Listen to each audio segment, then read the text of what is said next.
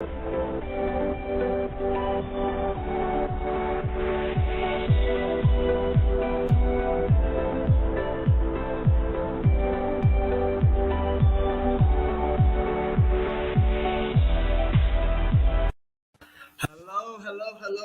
and welcome to another episode of The Cheap Seat.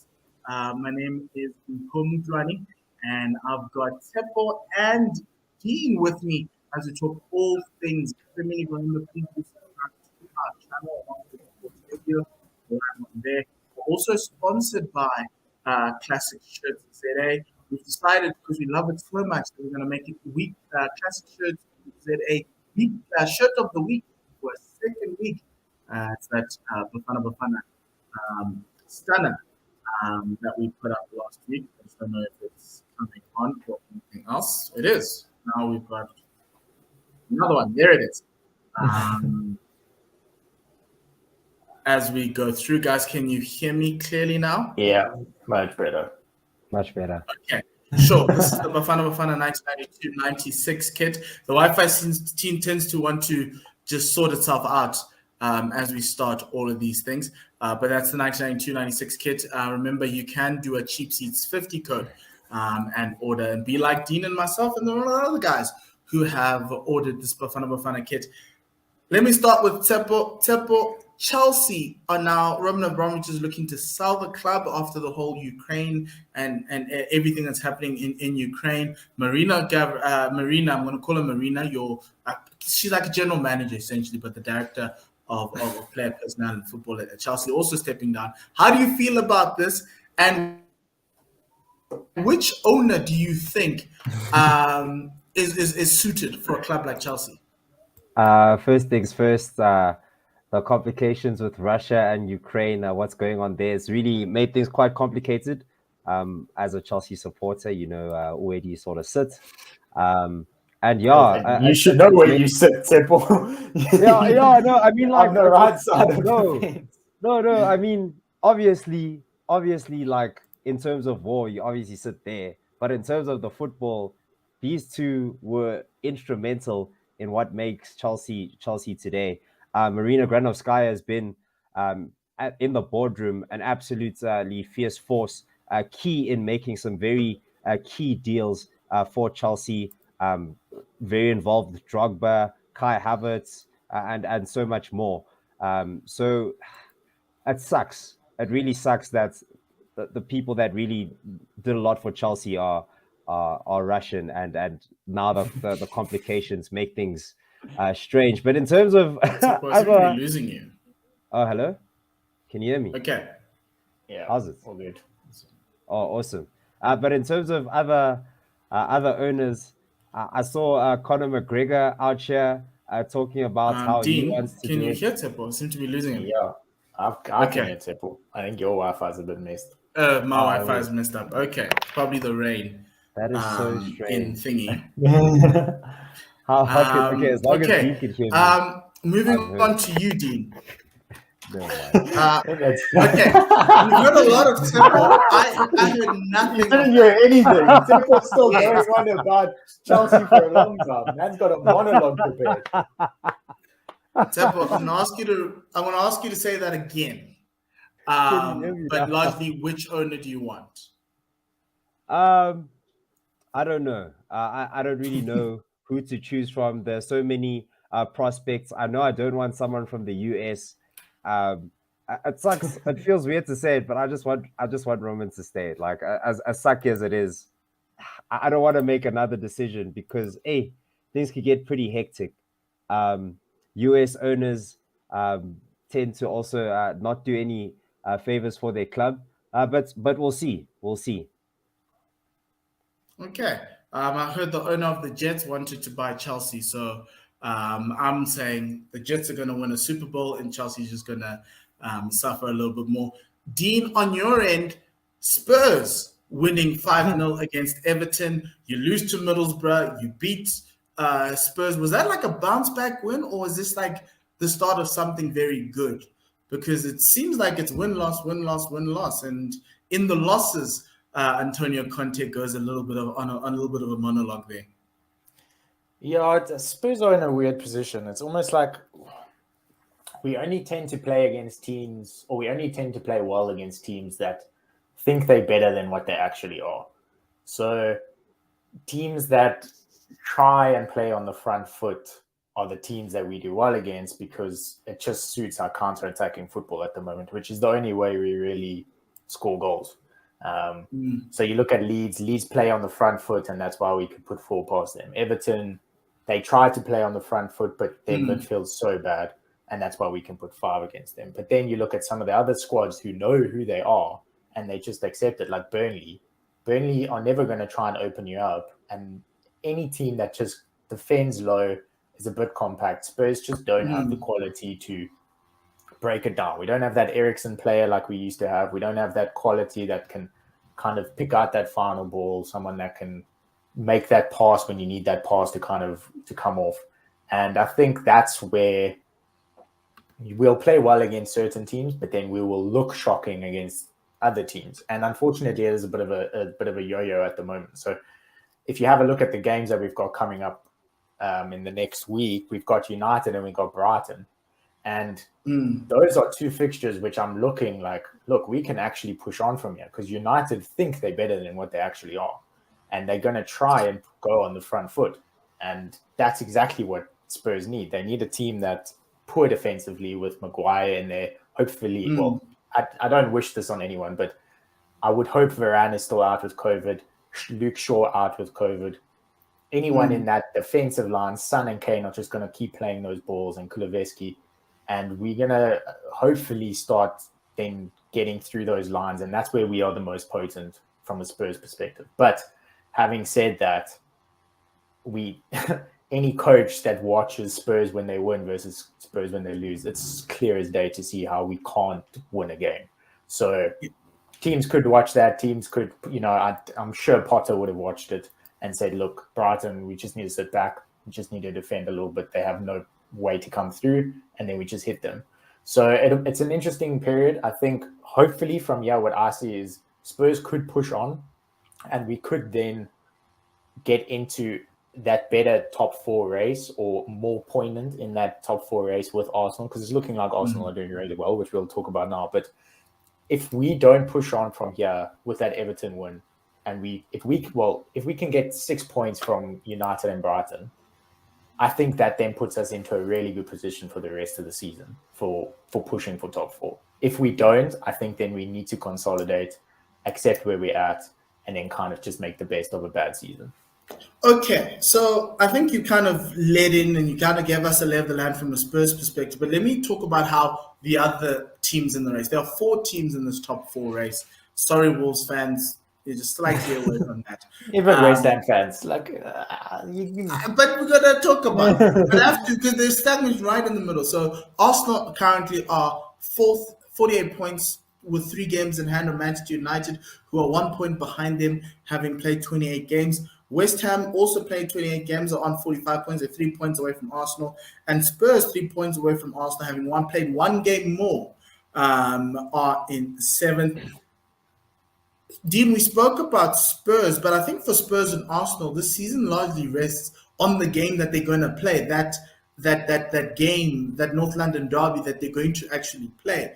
But on top of that, if you look at Arsenal's running, they still have to play United, they still have to play Spurs, they still have to play Chelsea, and they still have to play Liverpool. So there's a long way to go for Arsenal to try and get through. It's actually, no, they don't have to play Chelsea. It's just Liverpool, Man United, and Spurs. And those are 2 of their 3 postponed fixtures. So like Mikel Arteta, after that win against over the weekend against Watford, he was very coy in kind of speaking about this team's chances, even though they are sitting in 4th.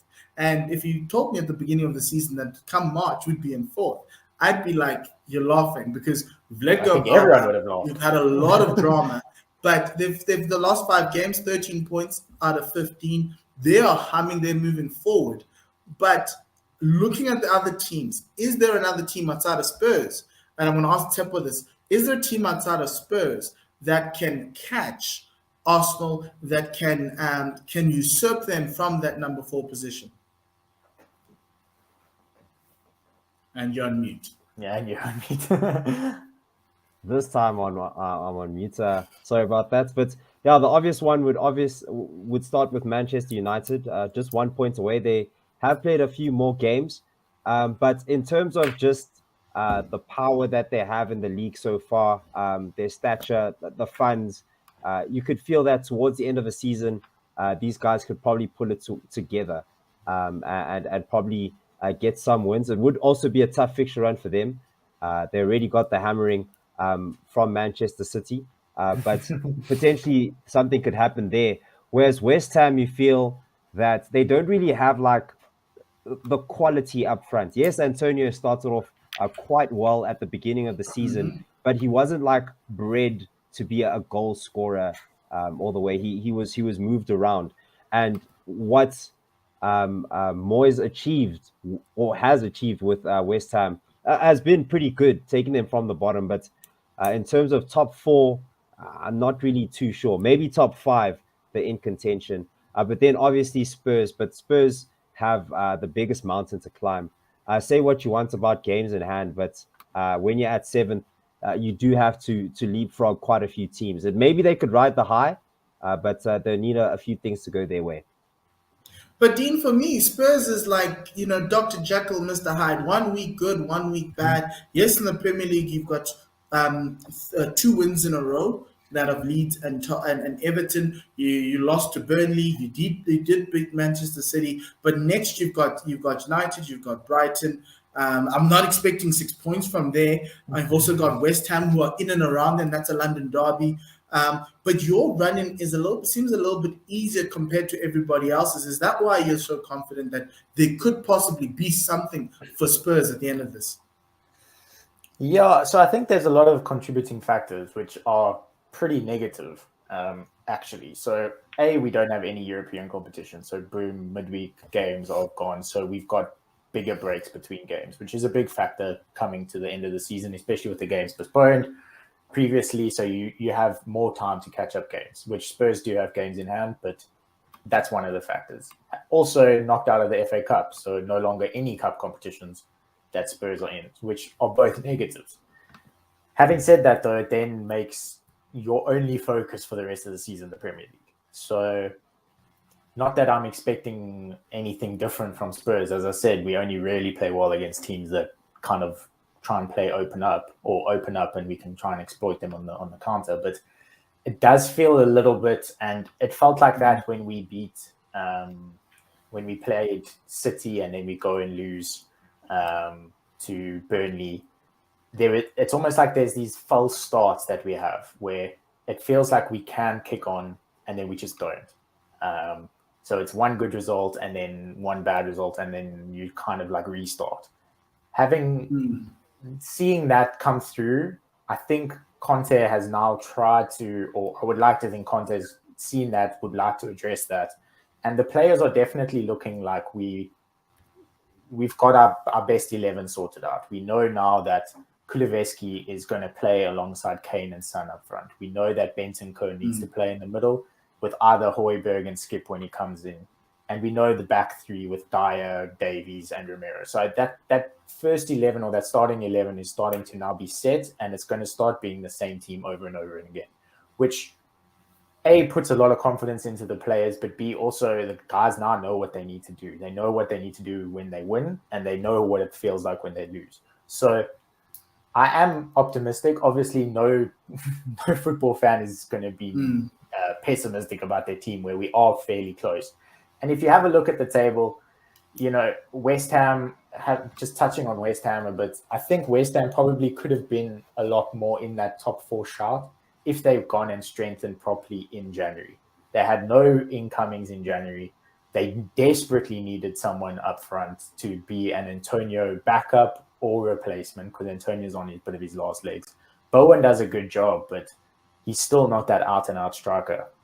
So if West Ham did strengthen during the winter transfer period, I think they would have been had more of a shout. But you have a look at the way they performed. Liverpool, it looked like they were kind of there and thereabouts, and they were probably a little bit unlucky. Lanzini missed a bit of a sitter, but even having a look at their run-in, they've still got Chelsea, they've still got City. and they've got Spurs, which if we kind of negate that Spurs fixture, other than Chelsea and City, they've got Everton, Brentford, Burnley, which on paper should be easy, but at the same time, you look at West Ham and they're not firing at what we knew them to do in the beginning of the season. So I think West Ham, you can kind of fall out, and we saw the same thing last season where they were top four-ish and then they kind of fell to the wayside at the end.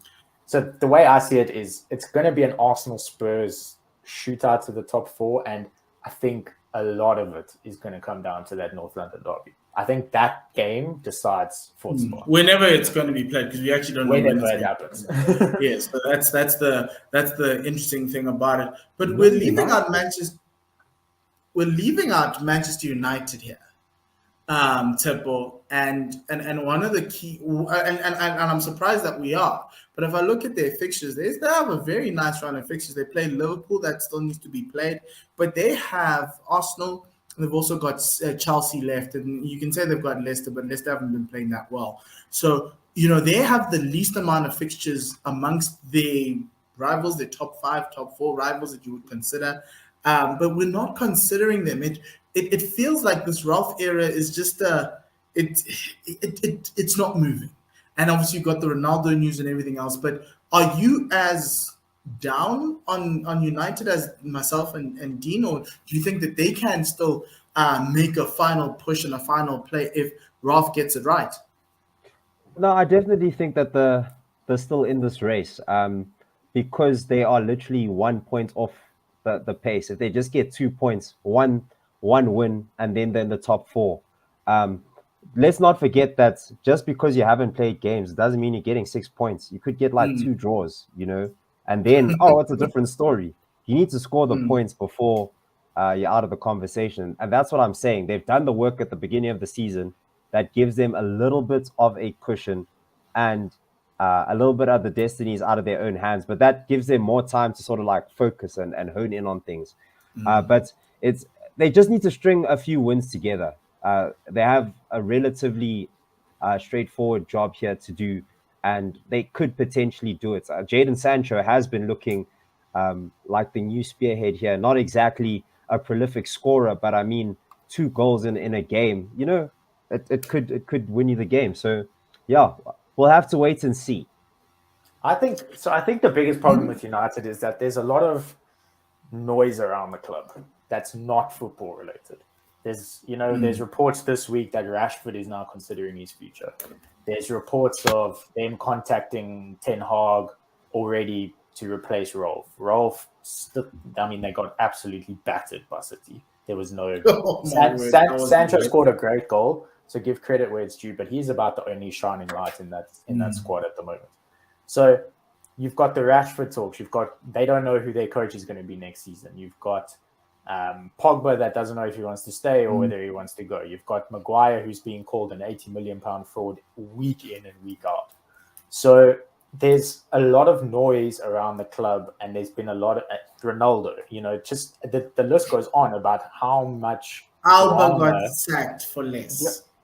But and this is, I think, the problem. It's a case of there's so much noise around the club that isn't being dealt with properly on the football field. And that's why I think United fans are sick and tired. Like, they're not looking at it like positively. They are not optimistic for the rest of the season. They are looking at it from, he has another game. We could play, we're playing Norwich, but Timu Puki could rip us apart. They're not looking at it like, oh, there's Norwich. We're going to go and we're going to absolutely hammer them, And that's the mindset around the supporters, and that's going to be the mindset around the players as well, because a lot of them are going to feed off the supporters. A lot of them is going to feed off what's in the news, what's happening. So and you look at the way they defended against City. I mean, Maguire's literally jumping over the ball so that he doesn't have to defend, and De Bruyne is slotting it in.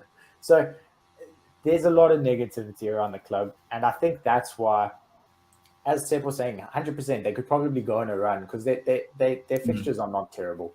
And from any United squad, they've got Leicester, who's got a terrible defensive league, Everton, who we see you can batter them 5-0 a good day, and then Norwich. So they could easily go and pick up a bit of a run, and you wouldn't be surprised, but you also wouldn't be surprised if they lose one of those games. Everton could rock up and then show United flames, and then all of a sudden, United are even in a worse position than what you thought. So that's why I'm saying United are in the sort of run-in, but there's so much noise around that club that's not football related or results, football pitch results driven, that it's scary. And I think there's a lot of uncertainty around the club, and that's why I think there's too much other noise for them to kind of focus their efforts on the football pitch. And yeah, I'm going to say something which I didn't think I would ever say, but to me, it's Arsenal's to lose, if I'm honest. It really is Arsenal's to lose. I think they're playing really well. The goals they scored against Watford were quality, but they look like they can actually play football again. Lacazette's playing that Firmino role, which there's a system there. Yeah, Lacazette hasn't scored since 2021, so like let's. But that's why when he doesn't need to, and you've got Saka and Martinelli and those guys running around, like he just doesn't have to. So they are looking really good. I hate it, but that's why NLD, when that comes around, is going to be massive. Absolutely. My issue around this, and I don't think it's Arsenal's to lose. I think someone else. I think there are teams in and around. I think it's still wide open, largely because of the fact that this team, like all Arsenal teams, is very soft and very young. And you saw the goals that they were conceding against Watford, and you sit there going, okay. And that's why Mikel was so hard on the defense, because like you kind of need them to grow into their own, to actually own the league and own what they are. They're a really good side, but I look at this. I'm like, we still have Liverpool, still have Chelsea. Actually, that game was postponed. It's still not scheduled. We still have Spurs to play, and we still have Manchester United. There's no way we're gonna come out of there, and that's like 12 points. Like if we come out of there with 4 draws, it's a win. But everyone else around us is probably going to move up, like Spurs, because Spurs is not going to be playing all those games against those teams. So I'm a little bit more circumspect. Yes, Mikel said. It's more like cup finals, and that's true because we don't have FA Cup, we don't have European games, we don't have all these things. Spurs and Arsenal are in the same boat in that respect. We neither of us have European football, neither of us have cup football. We're both trying to get to where we belong. It's like neck and neck in terms of position, where you want to be, where you expect to be. But I get you. Because I think for United, I think the thing in both, and I think for this, I think if Arsenal get there, they will have probably earned it, because obviously previous season they were out of the European spots and gotten there. But the other teams outside of West Ham, United, and Spurs, I think they will have bumbled their way through, because Conte is not happy with the squad. Ralph it feels like a dumpster fire. It's like Sancho's like the only ray of light, and maybe Bruno, and David De Gea, because David De Gea is David De Gea.